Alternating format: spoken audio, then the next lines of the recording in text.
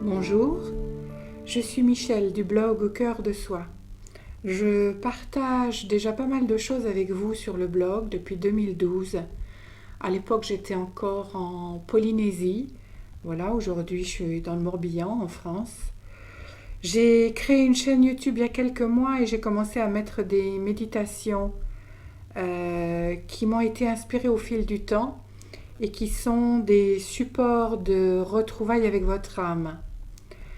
Il y a aussi les messages que j'ai reçus en cercle de lumière, dont l'énergie est destinée à être également un support pour les transformations que vous souhaitez effectuer et puis pour vos retrouvailles avec vous-même aussi. Les méditations comme les messages de lumière portent sur différents sujets que vous pouvez choisir en fonction de ce qui vous occupe dans le moment ou en fonction de ce qui vous appelle dans le moment. Aujourd'hui, l'idée, c'est de faire également des petits podcasts, là aussi pour échanger avec vous sur différents sujets, et ça se fera au fil de l'inspiration. Je vais donc commencer par des questions sur lesquelles j'ai beaucoup planché parce qu'elles m'ont beaucoup interrogée personnellement très tôt dans ma vie. Et c'est pour ça que j'ai eu envie de les appeler, ces podcasts, le grand voyage d'une petite âme.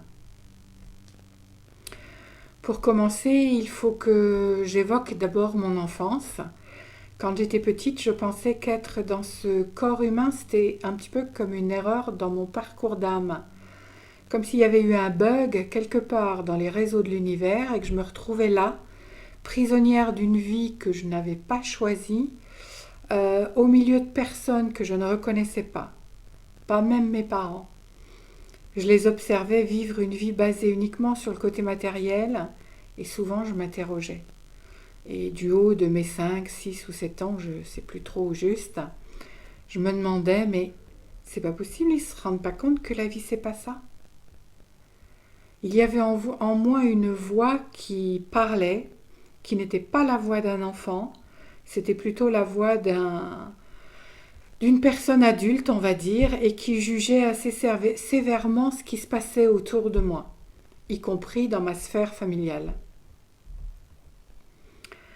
Et puis, par ailleurs, j'étais aussi souvent extrêmement choquée du manque d'amour que je voyais autour de moi et qui a fini par me faire conclure que l'amour tel que je le vivais en moi n'avait aucun pouvoir sur ce monde. Et ça a été extrêmement douloureux de me dire ça à un moment donné.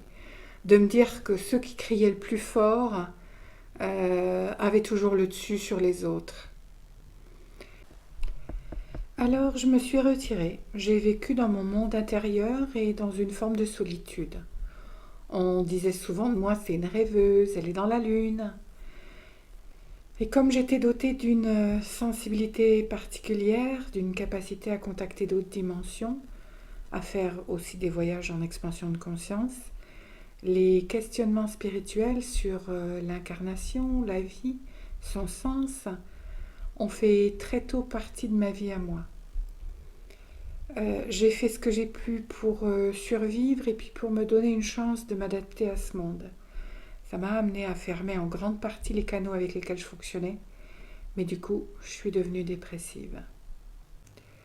J'ai été une enfant dépressive, puis une ado dépressive aussi, et ça n'est que quand j'ai repris mes questionnements sérieusement à l'âge adulte, bien décidée à leur donner des réponses, que j'ai commencé à voir les choses, à avoir une autre vision de ce qu'est la vie véritablement. Ça a été un sacré challenge et le chemin a été assez long pour réussir à comprendre qu'en réalité il n'y avait pas eu d'erreur et que j'étais là vraiment pour une bonne raison.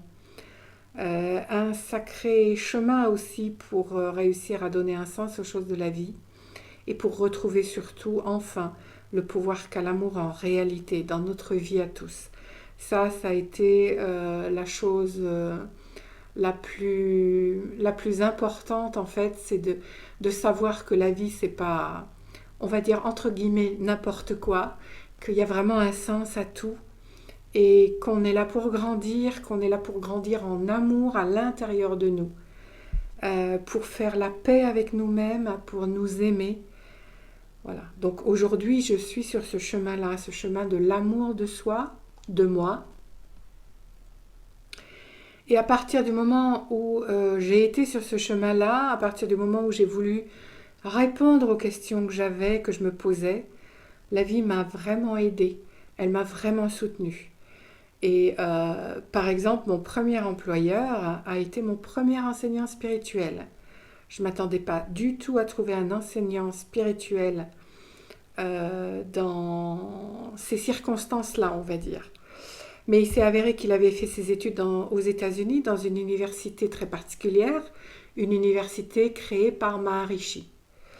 Et donc c'est dans ces universités-là, on enseignait toutes sortes de matières, y compris l'économie par exemple, mais tout était sur le mode humaniste. C'est-à-dire qu'on remettait l'humain au centre de tout à chaque fois, le bien-être de l'humain au centre de tout. Les étudiants méditaient tous, et ils méditaient sous de grands dômes arrondis. Donc c'était vraiment la spécificité une des deux spécificités de ces universités-là. Voilà, et donc ce premier employeur, quand il a compris que j'étais dotée d'une oreille extrêmement attentive et puis surtout d'une curiosité insatiable, eh bien il a choisi de commencer à m'enseigner, ce qu'il savait, et c'était le soir après le travail. Donc on s'installait tous les deux dans son bureau ou dans le mien et on parlait spiritualité. On a beaucoup parlé de ses expériences, mais il avait aussi une connaissance profonde de la spiritualité indienne, du bouddhisme. Et voilà, donc ça a été vraiment une des premières expériences merveilleuses pour moi, toutes ces découvertes-là. Et c'est lui aussi qui m'a amené à commencer à méditer, à faire de la méditation transcendantale selon la méthode développée par Maharishi. Et c'est à l'occasion d'une initiation très solennelle avec des Indiens qui étaient venus spécialement d'Inde que j'ai fait ma première méditation. Et c'est là où j'ai cru que j'allais tomber de ma chaise parce que tout d'un coup, c'est vraiment, il y a un voile qui s'est déchiré et je me suis rappelée de tout un tas de choses qui remontaient à mon enfance. Je me suis rappelée par exemple que je méditais déjà tous les soirs dans mon lit. Et c'est pendant ces méditations-là, quand j'étais enfant, que j'ai fait un certain nombre de voyages en expansion de conscience. Voilà, et donc depuis ce moment-là, ma vie a été consacrée à grandir, à évoluer, à élargir mon champ de conscience, et puis à me retrouver surtout et à trouver un sens à cette vie. Chemin faisant, j'ai reçu pas mal de réponses. Je suis devenue canal de lumière. Je suis en contact avec des guides. À chaque fois que je fais une lecture d'âme, j'entends des messages qui sont donnés aux personnes qui viennent me consulter. Et tout ça, c'est tout un enseignement en fait. Et donc, ces réponses-là, j'avais envie de les partager dans une sorte de conversation avec vous. Voilà, donc j'espère que certains sujets éclaireront votre lanterne, que vous aurez plaisir à me retrouver d'un podcast à l'autre. Et puis, peut-être que ça suscitera d'autres questions que je vous invite à me poser, soit dans les commentaires, soit en m'envoyant un petit mail. Et si je pense que je suis en mesure de répondre à ces questions-là, ça sera probablement l'occasion d'un nouveau podcast. Donc n'hésitez pas. Voilà, je vous embrasse et je vous dis à bientôt dans le prochain podcast.